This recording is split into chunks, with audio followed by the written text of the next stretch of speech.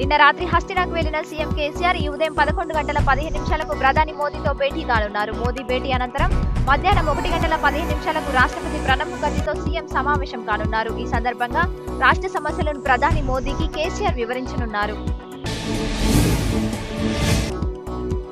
గణేష్ నిమజ్జన కార్యక్రమాన్ని పురస్కరించుకొని ఈ నెల 8న హైదరాబాద్, రంగారెడ్డి జిల్లాల పరిధిలో ప్రభుత్వం సెలవు ప్రకటించింది. ఈ మేరకు ప్రభుత్వం ఆర్టీ నెంబర్ 518 జీవో జారీ చేసింది. ఈ సెలవుకు బదులుగా ప్రభుత్వ ఉద్యోగులు ఈ నెల 13న రెండో శనివారం నాడు విధులు నిర్వహించాలని జీవోలో పేర్కొన్నారు.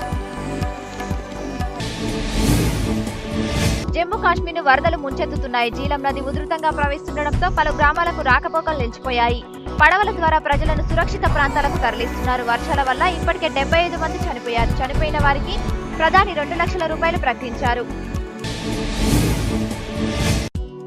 జూబ్లీహిల్స్ లో ఓ హిజ్రా చెలరేగిపోయింది. వాహనదారులను బెదిరించి మరీ డబ్బులు, నగలు లాక్కెళ్తూ పోలీసులకు అడ్డంగా దొరికిపోయింది. బెదిరింపులతో పాటు నగర ప్రజలను భయభ్రాంతులకు గురిచేస్తున్నారు. ఉత్తర బంగాళాఖాతంలో అల్పపీడనం స్థిరంగా కొనసాగుతుంది. ఒడిశా, దక్షిణ తమిళనాడు వరకు కోస్తాంధ్ర మీదుగా అల్పపీడన ద్రోణి ఏర్పడింది. ద్రోణి ప్రభావంతో తెలంగాణ, కోస్తాంధ్రలో పలు చోట్ల వర్షాలు కురిసే అవకాశం ఉంది.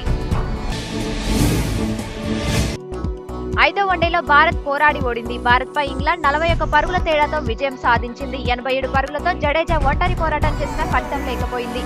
5వ వన్డేలో ఈ సిరీస్ ను భారత్ 3-1 తేడాతో గెలుచుకుంది.